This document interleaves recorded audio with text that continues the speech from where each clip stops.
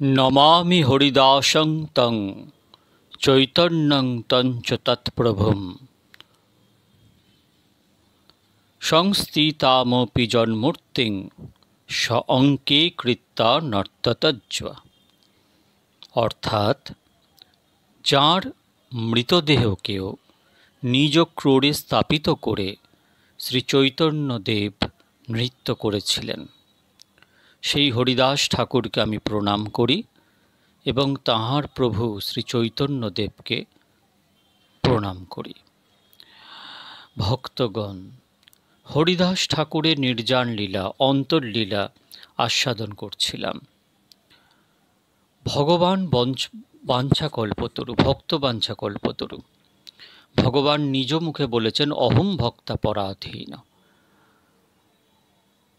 নারদ পঞ্চরাত্রে ভগবান নারদকে বলছেন নমে তিষ্ঠন্তি বৈকুণ্ঠে যোগিনাং হৃদয়ং নচ মম ভক্তা যত্র গায়ন্তি তত্র তিষ্ঠামি নারদ। ভগবান দেখেন যে তার ভক্ত কোথায় তার নাম রূপ গুণ লীলা ধাম এবং তার প্রাণপ্রিয় পরিকরের কীর্তন মনন স্মরণ করছে, সেখানেই তিনি অবস্থান করেন। বাদবাকি ঐশ্বর্যে তাকে ধরা যায় না, জ্ঞানে তাকে ধরা যায় না, কর্মে তাকে ধরা যায় না, কোনো কিছুতেই তাকে ধরা যায় না। শুধু তিনি ভক্তির বশ, একমাত্র ভক্তির বশ চৈতন্য গোসাই।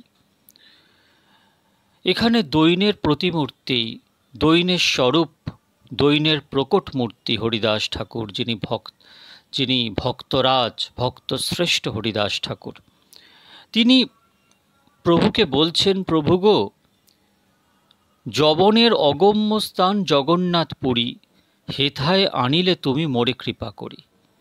অনিকেত থাকি নিত্য মুক্ত আকাশের তলে, জন্মালে বকুল বৃক্ষ নিজ কৃপা বলে।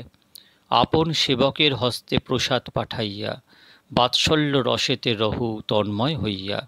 নিত্য আসি তুমি এ নিচের দ্বারে, নাম ধরে ডাকি কৃপা করয়ে আমারে।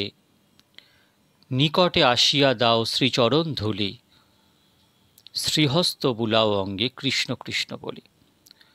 জগন্নাথ পুরীতে যেখানে সিদ্ধ বকুলতলা, তার ঢিলছোড়া দূরত্বে ছিল গম্ভীরা, যেখানে মহাপ্রভু অন্তর্লীলা সমাপন করেছেন। সর্বশেষ দ্বাদশ বৎসর যেখানে কাটিয়েছেন, সেই অন্তর্লীলা, সেই গম্ভীরা তার ঢিলছোড়া দূরত্বে। কিন্তু হরিদাস ঠাকুর, দৈনের প্রতিমূর্তি হরিদাস ঠাকুর কখনো সেখানে যাননি। তিনি জগন্নাথপুরীর মন্দিরের ভেতরেও যাননি। তিনি নিজেকে এতটা অধম মনে করতেন, কিন্তু তার থেকে উত্তম কেউ ছিলেন না। ত্রিনাদপি শুনিচেন তরুরিব সহিষ্ণু না অমানিনা মানদেন কীর্তনীয় সদা হরি, তার প্রকট মূর্তি ছিলেন হরিদাস ঠাকুর। তাই দয়ার সমুদ্র গৌর প্রিয় হরিদাস, মোর পাপ চিত্তে করো নামের প্রকাশ। তাই নামাশ্রয় করতে গেলে হরিদাস ঠাকুরের আশ্রয় অবশ্যই করতে হয়। बार बार हरि हरि कहे हरिदास कहे ना कोई, जो एक बार हरिदास कहे हजार हरिनाम হই। হরিদাস ঠাকুরের স্মরণ মনন কীর্তন করার দরকার আছে। এইভাবে মহাপ্রভুর অপরিসীম করুণা স্মরণ করে আনন্দ অশ্রু বিসর্জন করতে করতে হরিদাস বললেন, প্রভু গো, সত্য সত্যই বলছি, এ অধমের প্রতি তোমার করুণার অন্ত নাই। তাই তুমি নিজ গুণে করুণা করে অধমের এই অন্তিম বাসনাটি পূর্ণ করো। এই ক্ষুদ্র নদীটিকে চৈতন্য মহাসাগরে মিলিত হতে দাও। অপরিমেয় হৃদয় আবেগে এই কথাগুলি বলে হরিদাস দরবিগলিত ধারায় ক্রন্দন করতে করতে প্রভুর মুখের দিকে চেয়ে আছেন। প্রভুও তার দিকে চেয়ে আছে। হরিদাস ঠাকুর তখন সর্বশেষ নিবেদনটি করলেন। বাসনা কি তা জানালেন। ভক্তের বাসনা তো ভগবান পূর্ণ করবেনই। হরিদাস ঠাকুরের বাসনাটা শুনুন। হৃদয়ে ধরিমু তোমার কোমল চরণ, নয়ন দেখিমু তোমার চাঁদ বদন, জিহবায় উচ্চারিমু তোমার কৃষ্ণ চৈতন্য নাম, এই মতো মোর ইচ্ছা ছাড়িমু পরাণ।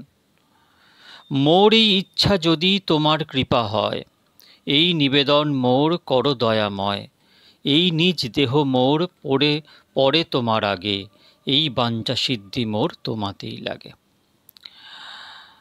হরিদাস ঠাকুর, যিনি 3,00,000 নাম নিত্য গ্রহণ করতেন, মহামন্ত্র নিত্য গ্রহণ করতেন, কিন্তু সে সর্বশেষ চাইল কি?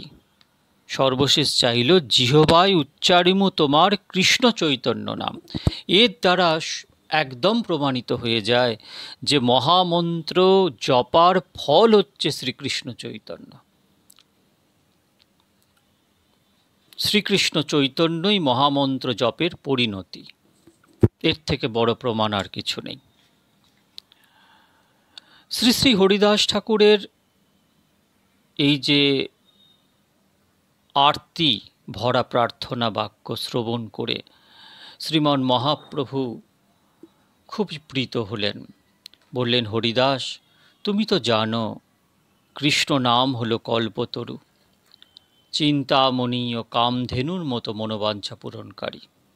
তুমি সারাটি জীবন নিরন্তর অখণ্ড কৃষ্ণ নাম গ্রহণ করেছ, তাই নামের সঙ্গে নামীকে তুমি প্রাপ্ত অবশ্যই করবে। হরিদাস, কৃষ্ণের নাম নিরন্তর কীর্তন করে কেউ ব্যর্থ মনোরথ হয় না, এমন নজির কখনো কোথাও পাওয়া যায় না। হরিদাস, প্রভু কহে, হরিদাস, যে তুমি মাগিবে কৃষ্ণ কৃপাময় তাহা অবশ্য করিবে। শ্রী শ্রী হরিদাস ঠাকুরের বিদায়ের অনুমোদন সূচক এই কথা বলে মহাপ্রভু বললেন, হরিদাস, তুমি যে আমার পূর্বেই চলে যেতে চাইছ, কিন্তু আমার যে কিছু সুখ সব তোমা লইয়া, তোমার যোগ্য নহে, যাও আমাকে ছাড়িয়া। মহাপ্রভু যা আস্বাদন করেছেন, গম্ভীরা লীলায় যা আস্বাদন করেছেন, যখন মহাপ্রভু হরিদাস ঠাকুরের কাছে আসতেন, মহাপ্রভুর অন্তরে যা যা ভাব প্রকটিত হতো, সব ভাব হরিদাস ঠাকুর তার কীর্তনের মধ্যে দিয়ে মহাপ্রভুকে পুষ্টিবিধান করতেন। তাই এখানে হরিদাস ঠাকুর বলছেন, মহাপ্রভু বলছেন যে আমার যা কিছু সুখ তোমাকে নিয়ে, তোমার চাওয়া এখন উচিত নয়। হরিদাস ঠাকুর বলছেন, প্রভু, তোমার তো মহা মহা সব ভক্ত আছে, অনন্ত কোটি ব্রহ্মাণ্ডে অনন্ত কোটি মহা মহা সব তোমার ভক্ত, তার মধ্যে একটা পিপ্পিলিকা সম আমি মরে গেলে, চলে গেলে কী বা হবে? এটাই হচ্ছে মহানতা, এটাই হচ্ছে বৈষ্ণবতা, পরম বৈষ্ণবতার পরম দৃষ্টান্ত নামাচার্য হরিদাস ঠাকুর।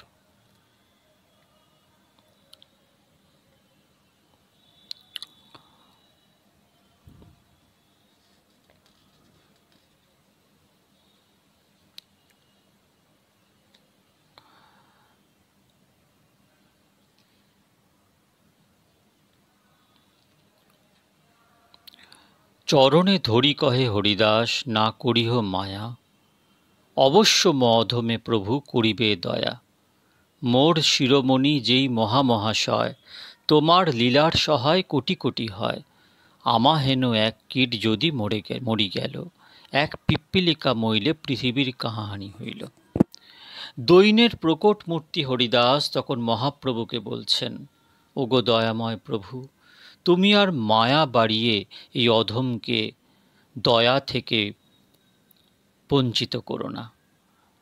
আমার শিরোমণি কত উচ্চকোটির ভক্তপ্রাণ আছেন, তাঁরাই তোমার লীলার সহায় হবেন। প্রভু গো, একটি পিপ্পিলিকা মারা গেলে পৃথিবীর যেমন কোনো হানি হয় না, ঠিক তেমনই আমার মতন এক পিপ্পিলিকা চলে গেলে তোমার কি অসুবিধা হবে? এই কথাগুলি বলে সর্বশেষে হরিদাস ঠাকুর অতীব করুণ কণ্ঠে মহাপ্রভুকে বললেন, ভক্তবৎসল প্রভু, তুমি মই ভক্তাভাস, অবশ্য পুরাবে প্রভু মোর এই আস। নিজেকে ভক্তাভাস বলেছেন। এখানে একটা জিনিস বিশেষভাবে লক্ষ্য করা যেতে পারে যে দৈন্যের অবতার হরিদাস নিজেকে ভক্তাভাস বললেন। ভক্তিশূন্য হয়ে যারা বাহ্যিকভাবে হেলায়, অশ্রদ্ধায় ভগবত নাম উচ্চারণ ও ভক্তের মতো আচরণ করে, তাদের সেই বাহ্যিক ভাবকে ভক্তাভাস বলে। অর্থাৎ তার এখনো ভক্তি পুষ্টি লাভ করেনি, তাই জন্য ভক্তাভাস। দৈন্যের প্রকটমূর্তি হরিদাস ঠাকুর নিজেকে সেই প্রকার ভক্তাভাস ভাবছেন। এর কারণ ভক্তির গতি অনন্ত আকাশের মতোই অনন্ত। তাই ভক্ত চূড়ামণি হরিদাস অশেষ ভক্তির আধার হওয়া সত্ত্বেও নিজেকে প্রকৃত ভক্ত ভাবতে দ্বিধাবোধ করছেন। তার সুগভীর দৈন্য ভরা মন সর্বদাই সংকুচিত রাখতেন, এটাই ভেবে যে ভক্তি জগতে তিনি অতিশয় নগণ্য। তাঁর চাইতে অসংখ্য ভক্ত চূড়ামণি পৃথিবীতে বিদ্যমান। এই দিক বিচার করলে হরিদাস ঠাকুরের দৈন্য প্রকাশে কোনো প্রকার কৃত্রিমতার আভাস মেলবে না, এবং এই অর্থে হরিদাস ঠাকুরের দৈন্যটিও পৃথিবীর উচ্চকোটি বৈষ্ণবদেরও অনুকরণীয়।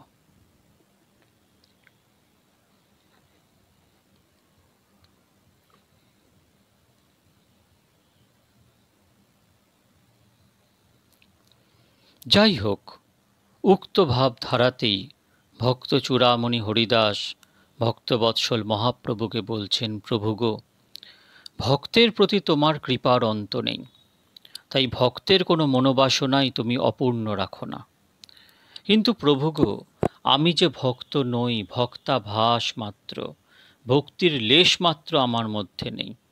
তথাপিও তোমার প্রতি আমার সুদৃঢ় বিশ্বাস আছে যে তুমি নিশ্চয়ই এই অধমের অন্তিম বাসনাটি পূর্ণ করবে।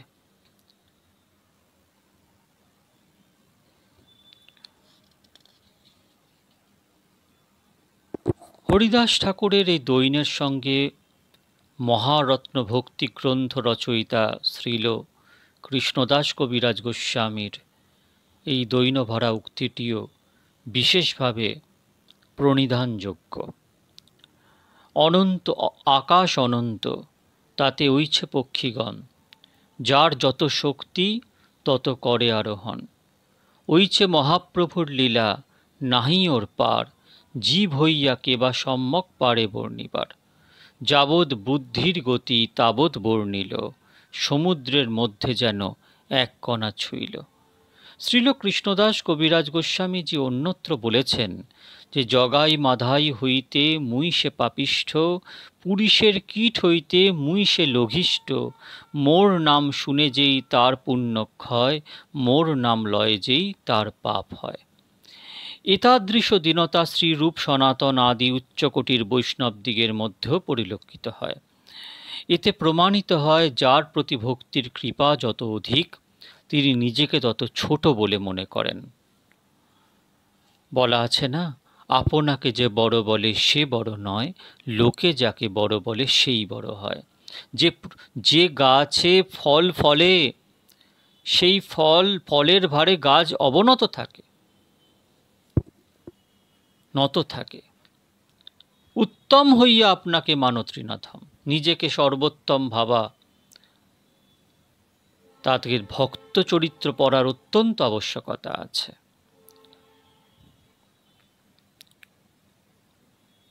ভক্তি মহারানীর কৃপা হলে তবেই তো তার মধ্যে দীনতা আসবে।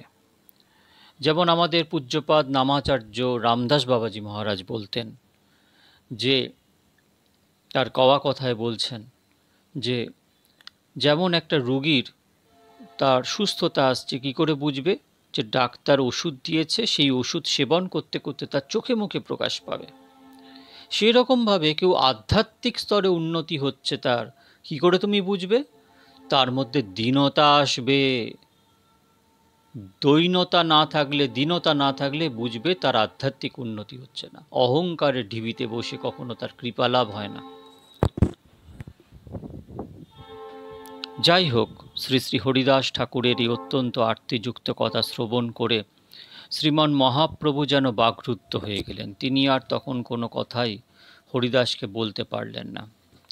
এতে হরিদাস মহাপ্রভুর পূর্ণ সম্মতি বুঝতে পেরে সূর্যের দিকে দক্ষিণ হস্ত উত্তোলন করে বললেন, প্রভু গো, ওই দেখো বেলা কোথায় গিয়েছে, এখন আর এখানে বিলম্ব না করে তুমি মধ্যাহ্ন করতে যাও।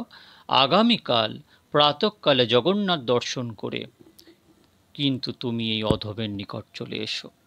শ্রী শ্রী হরিদাস ঠাকুরের এই সকাতর প্রার্থনা শ্রবণ করে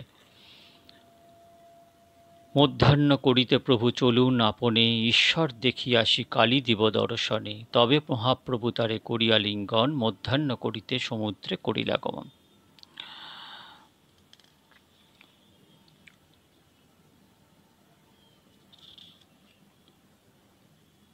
সমুদ্রে স্নানপূর্বক মধ্যাহ্ন ক্রিয়াদি করে মহাপ্রভু হরিদাসের বিরহে সারাটা দিন কেমন যেন ভাবাবিষ্ট হয়ে কাটালেন। মানুষ কখন যে আপনজন হারাবে তা কেউ জানে না, কিন্তু গৌর ভগবান নরলীলায় প্রবিষ্ট হয়েও তিনি সর্বজ্ঞ। তাই তিনি জানেন আগামী দিনই তিনি তার প্রাণের প্রাণ হরিদাসকে হারাবেন।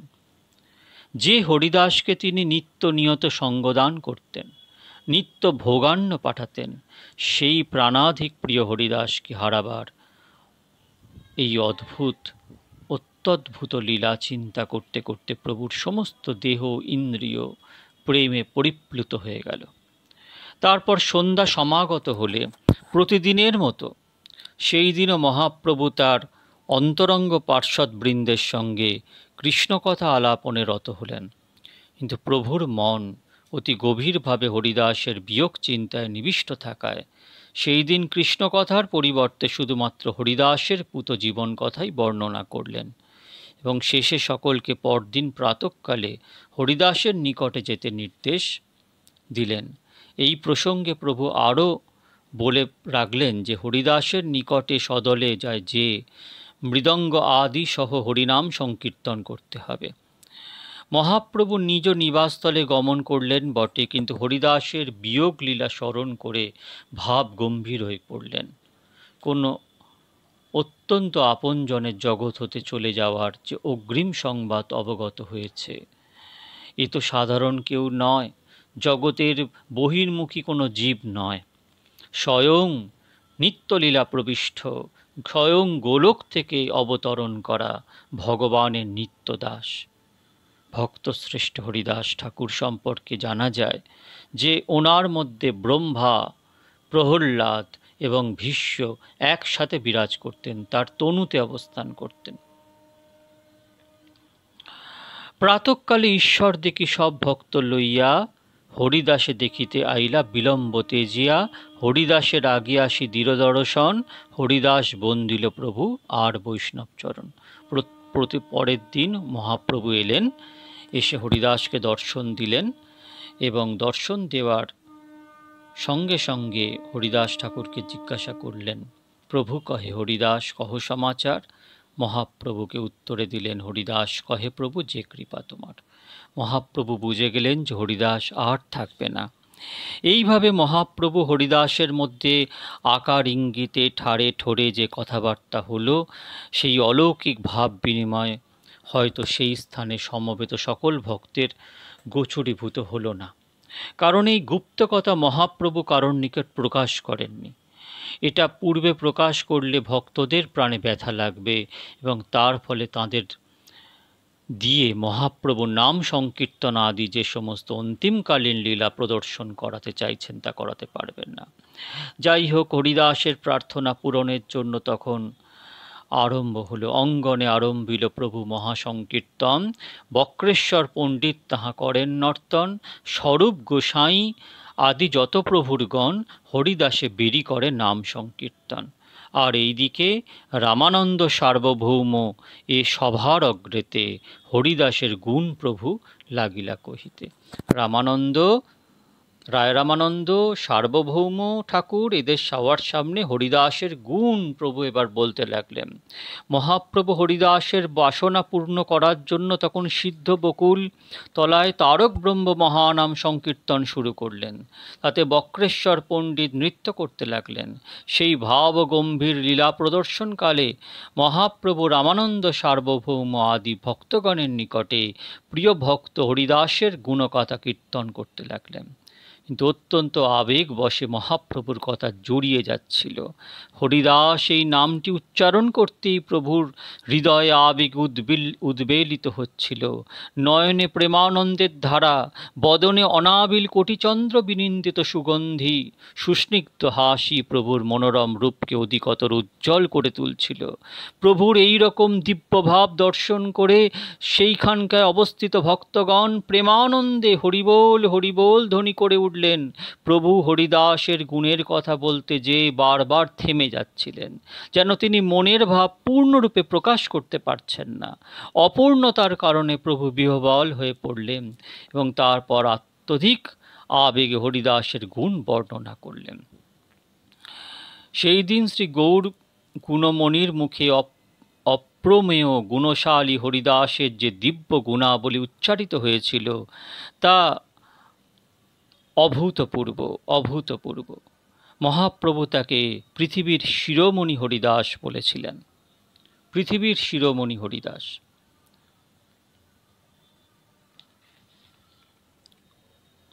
হরিদাসের গুণ কহিতে প্রভু হইলা পঞ্চমুখ, কহিতে কহিতে প্রভুর বারে মহাসুখ। মহাপ্রভুর সেই দিন পরিমিত সামান্য সময়ের মধ্যে হরিদাসের গুণাবলী এমনভাবে বর্ণনা করলেন যা কিনা একসঙ্গে 5 মুখে বর্ণনা করেও শেষ করা যায় না। তবুও তিনি অতি সামান্য সময়ের মধ্যে পঞ্চমুখে বর্ণনা করলে যা সম্ভব একটিমাত্র বদনেই সেই অসম্ভবকে সম্ভব করলেন। তিনি যতই বর্ণনা করছেন ততই ক্ষণে ক্ষণে সুবৃদ্ধি পাচ্ছে, আশা যেন কিছুতেই মিটছে না। হরিদাসের গুণে সবার বিস্মিত হইল মন, সব ভক্ত বন্দে হরিদাসের চরণ। কেউ জানত না হরিদাসের এত মহিমা। সেই দিন সমবেত সকল ভক্তবৃন্দ মহাপ্রভুর মুখে হরিদাস ঠাকুরের দিব্য গুণাবলী শ্রবণ করে তারা বিস্মিত হয়ে গেলেন, স্তম্ভিত হয়ে পড়লেন। তারা সবাই হরিদাস ঠাকুরকে বন্দনা শুরু করলেন। এদিকে হরিদাস মহাপ্রভুর মুখে তার যশকীর্তন শ্রবণ করতে করতে যেন মরমে মরে যেতে লাগলেন। অবশেষে আর কিছুতেই ধৈর্য করে রাখতে না পেরে মহাপ্রভুকে বলে উঠলেন, প্রভু গো, আর না, যথেষ্ট হয়েছে। এইবার এই অধমের অন্তিম বাসনা পূর্ণ করো। এসো প্রভু, করুণা করে আমার সম্মুখে এসে উপবেশন করো। যাবার কালে তোমার চন্দ্রবদনখানি প্রাণ ভরে দেখেনি। হরিদাস নিজাগ্রেতে প্রভুরে বসাইল, নিজ নেত্র 2 ভৃঙ্গ মুখপদ্ম দিল। তারপর হৃদয়ে আনিল ধরিল প্রভুর চরণ, সব ভক্তের পদরেণু মস্তক ভূষণ। হরিদাস মহাপ্রভুর চরণ কমল হৃদয়ে ধারণ করে সমাগত ভক্তবৃন্দের পদধূলি ভূষণ স্বরূপ মস্তকে গ্রহণ করলেন। এর পরে প্রভুর মুখে হরিদাসের দিব্য গুণাবলী শ্রবণে বিস্মিত হয়ে সকল ভক্তই হরিদাসের চরণ বন্দনা শুরু করলেন। হরিদাস যে কত বড় উচ্চকোটির মহাসাধক ক্ষণপূর্বেই সকলে মনে প্রাণে উপলব্ধি করে ফেললেন। তাই তারা সকলেই যে তখন সাক্ষাৎভাবে হরিদাসকে চরণধূলি দিবেন তা হয় না। এই কারণে মনে করতে পারি ভক্তগণ যে স্থানের নাম সংকীর্তন করছিলেন, অর্থাৎ যে স্থানের প্রতি রজকণা তার চরণ স্পর্শে ধন্যাতিধন্য হয়েছিল, সেই স্থানের ধূলি হরিদাস ঠাকুর মাথায় রাখলেন।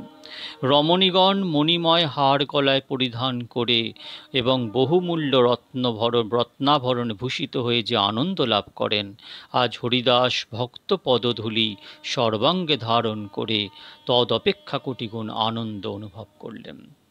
বৈষ্ণব পদধূলি, বৈষ্ণব পদজল, বৈষ্ণব ভুক্ত সেই 3 মহাবল, এই 3 মহাবল হইতে কৃষ্ণ প্রাপ্তি হয়।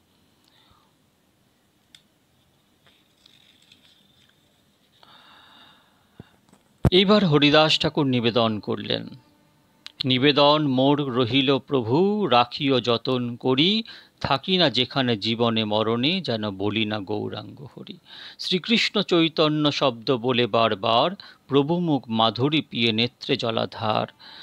শ্রীকৃষ্ণ চৈতন্য শব্দ করিতে উচ্চারণ, নামের সহিত প্রাণ কইল উৎক্রমণ।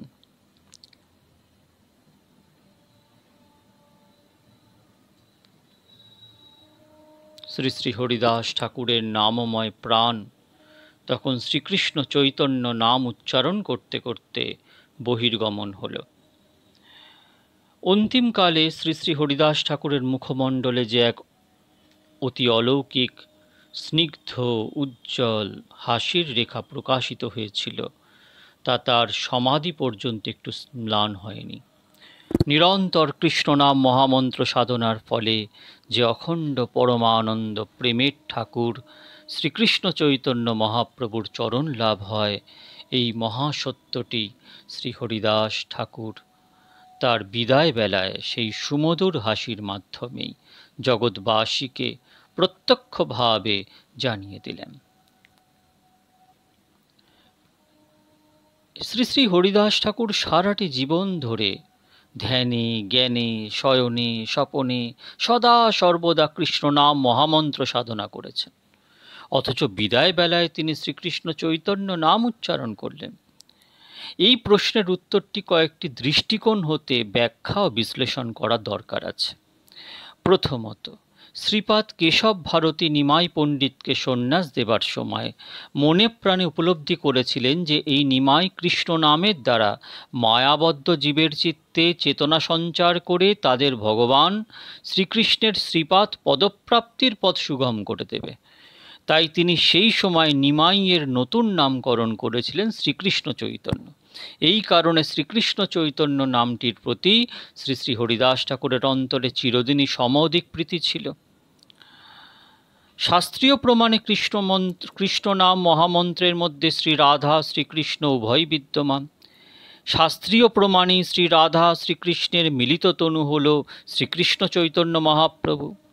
শ্রী শ্রী হরিদাস ঠাকুর সারাটি জীবন নিত্য নিয়ত কৃষ্ণনাম মহামন্ত্র সাধনা করতে করতে শ্রীকৃষ্ণ চৈতন্য মহাপ্রভুই যে সেই কৃষ্ণনাম মহামন্ত্রের প্রকট মূর্তি তা তিনি স্পষ্ট বুঝতে পেরেছিলেন। তাই মহাপ্রভু দেখুন, তপন মিশ্রকে যখন শিক্ষা দিচ্ছেন, উনি কিন্তু বললেন যে জপিতে জপিতে যাবে প্রেমাঙ্কুর হবে, সাধ্য সাধন তত্ত্ব জানিবা সে তবে। জপতে হবে, জপতে জপতে যখন প্রেমের অঙ্কুর হবে তখন তুমি সাধ্য সাধন জেনে যাবে। এই যে হরে কৃষ্ণ মহামন্ত্র, এর পরিণতি, এর প্রকট মূর্তি, এর মহামন্ত্রের যদি কোনো রূপ থাকে, রূপ প্রকটিত হয়, তাহলে তা হলো শ্রীকৃষ্ণ চৈতন্য। তাই শ্রীকৃষ্ণ চৈতন্য নাম উচ্চারণ করতে করতে শেষ নিঃশ্বাসটি হরিদাস ঠাকুর ত্যাগ করলেন। এর মাধ্যমে তিনি শ্রীকৃষ্ণ চৈতন্য মহাপ্রভু এবং শ্রীকৃষ্ণ নাম সংকীর্তন যে অভিন্ন, এই অতীব নিগুড় মহাসত্য বিষয়টি জগৎবাসীকে প্রত্যক্ষ জ্ঞান প্রদান করলেন। তৃতীয়ভাবে বলা যায় যে শাস্ত্রীয় সিদ্ধান্তে জানা যায় যে সাধ্য সাধন প্রাপ্তির প্রকটিত বিগ্রহ শ্রীমন চৈতন্য মহাপ্রভু শ্রীল হরিদাস ঠাকুরের তনুত্যাগকালে সাক্ষাৎভাবে সম্মুখে বিদ্যমান ছিলেন। অযাচিত কৃপার এমন তাৎক্ষণিক দুর্লভ ক্ষণে তাই শ্রীল হরিদাস ঠাকুর শ্রীকৃষ্ণ চৈতন্য নামের ভিতর রাধাকৃষ্ণের প্রকট মূর্তি দর্শন করে শ্রীকৃষ্ণ চৈতন্য নাম উচ্চারণ করতে করতে তার প্রেম পুলকিত নয়ন দুইটি চিরদিনের মতো বন্ধ করেছিলেন। এই বিষয়ে এই দাসের একটা অনুভব আছে যা ব্যক্ত করছি। হরিদাস ঠাকুর বলেছিলেন যে গৌরাঙ্গের নাম লীলা কোটি সমুদ্র গম্ভীর।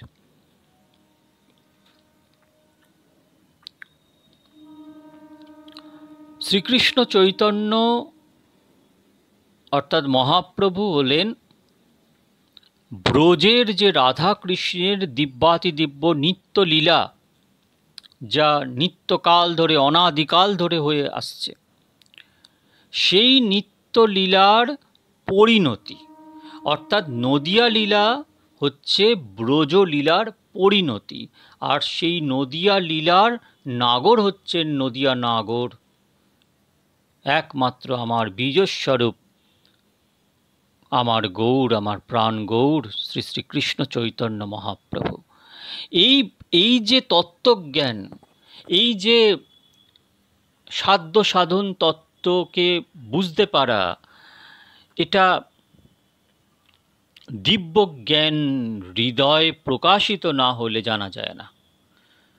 আর হরিদাস ঠাকুর ছিলেন মহাভাগবত প্রধান। সেই মহাভাগবত প্রধান হরিদাস ঠাকুর ভগবান গৌরাঙ্গ মহাপ্রভুর অনন্য ভক্ত, প্রাণ গৌরের অনন্য ভক্ত। সেই মহাভাগবত তিনি জানবেন না হতে পারে না। তাই তিনি বুঝে গেছিলেন যে সারা জীবন ধরে অখণ্ড মহামন্ত্র জপের ফলস্বরূপ তার কাছে যিনি দাঁড়িয়ে আছেন এখন, তিনি তার পরিণতি। তাই গৌরই হচ্ছে সব কিছুর সার। তাই গৌর জানলেই সব জানা হলো, গৌর ভজলেই সব ভজা হলো।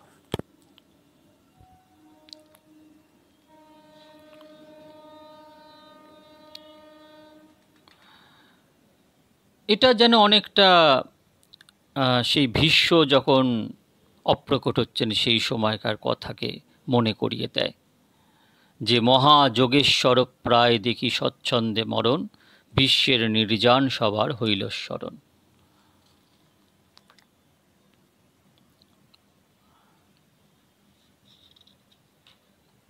মহাযোগেশ্বর ভীষ্মদেব ইচ্ছামৃত্যুর অধিকারী ছিলেন। তার একান্ত ইচ্ছা হয়েছিল তিনি উত্তরায়ণে প্রাণ ত্যাগ করবেন। তাই সেই ইচ্ছা পূরণের নিমিত্ত তিনি দীর্ঘকাল শরশয্যায় শয়ন করেছিলেন। তারপর উত্তরায়ণ আসলে মাঘ মাসের শুক্লপক্ষের অষ্টমী তিথিতে ভক্তবাঞ্ছা কল্পতরু ভগবান শ্রীকৃষ্ণ নিজ গুণে কৃপা করে তার সম্মুখে উপনীত হলে তিনি তার মুখচন্দ্রিমা নিরীক্ষণ করতে করতে অন্তিম নিঃশ্বাস পরিত্যাগ করেছিলেন। শ্রী শ্রী হরিদাস ঠাকুরও ঠিক তাই সেই রকমভাবে তনুত্যাগ করায় সকলেরই বিশ্বদেবের নির্জানের কথাটি স্মরণে পড়ল। ভক্তগণ, হরিদাস ঠাকুরের নির্জান লীলা যা শ্রবণ করলে গৌর প্রেম লাভ হয়, কৃষ্ণ প্রেম লাভ হয়, যুগল প্রেম লাভ হয়। গৌর প্রেম, গৌর প্রেমানন্দ লাভ করাই আমাদের একমাত্র লক্ষ্য। তাই আজকে এই হরিদাস ঠাকুরের অন্তর্লীলাকে এখানেই শান্ত করছি।